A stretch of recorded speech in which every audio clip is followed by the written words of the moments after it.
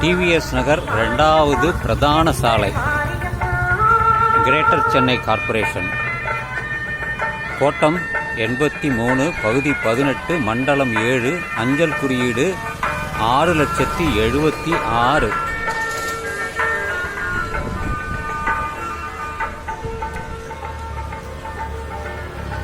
ஒரு திருக்குறள், அதை வைத்துத்தான் விளக்கப் போகிறேன்.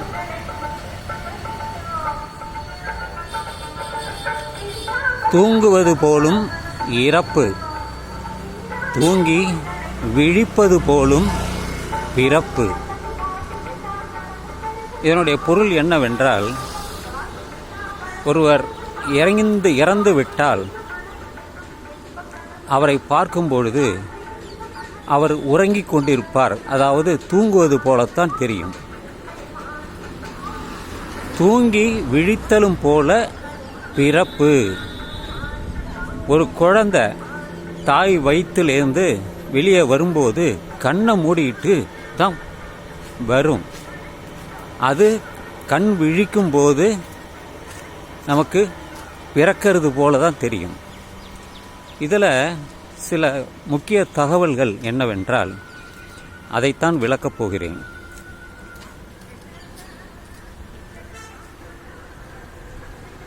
உறங்கி விழிப்பது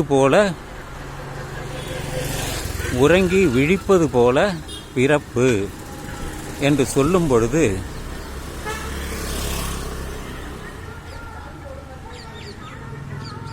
மீண்டும் மீண்டும் பிறப்பதாக, மறுபிறப்பு இருப்பதாக அது நமக்கு தெரிவிக்கிறது. மீண்டும் மீண்டும் மறுபிறப்பு இருப்பதாக தெரிவிக்கிறது.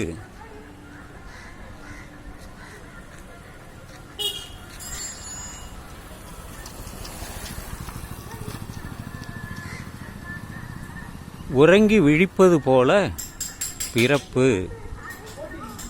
உறங்கி விழிக்கும் பொழுது ஒவ்வொரு குழந்தையும் இன்னைக்கு பிறந்துச்சு, அதனுடைய இறப்பு முடிஞ்சு போச்சுன்னா திரும்பியும் அது பிறக்குது. மறுபிறப்பு பற்றித்தான் அது மறைமுகமாக சொல்லப்படுகிறது என்று நான் கருதுகிறேன். மறுபிறப்பு இல்லை என்று சொன்னது கௌதம புத்தர். பிறப்பதும் இறப்பதும் ஒரு பொதுவான நிகழ்வுதான். எல்லா உயிரினங்களுக்குமே அது நடக்கும். சிலர் 6லும் சாவு என்பார்கள், சிலர் 100லும் சாவு என்பார்கள். அது காலத்திற்கு தகுந்தால் போல் மாறுபடும். இந்த திருக்குறளில் இருக்கக்கூடிய சூசகமாக இருக்கக்கூடியது மறுபிறவிதான். உறங்கி விழுத்தலும் போல பிறப்பு. இறந்துட்டா திரும்பியும் பிறப்பது போலத்தான் அது சூசகமாக சொல்லப்படுகிறது.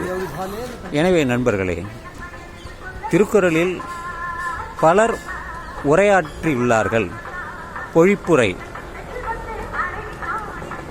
பலர், கலைஞர் கருணாநிதி அவர்கள் அதனுடைய உரை இருக்கிறது, நச்சினார்க்கினியார் உரை இருக்கிறது, இதுபோல பல உரையாசிரியர்கள் இருக்கிறார்கள். ஒன்றுக்கொன்று சற்று வித்தியாசமாகத்தான் இருக்கும். ஏனென்றால் எப்படி அதை புரிந்து கொள்கிறார்கள் என்பதை பொறுத்தே அது அமைகிறது. எனவே நண்பர்களே, திருக்குறளின் விளக்கம் நான் புரிந்து கொண்டதை உங்களுக்கு விளக்கிவிட்டேன்.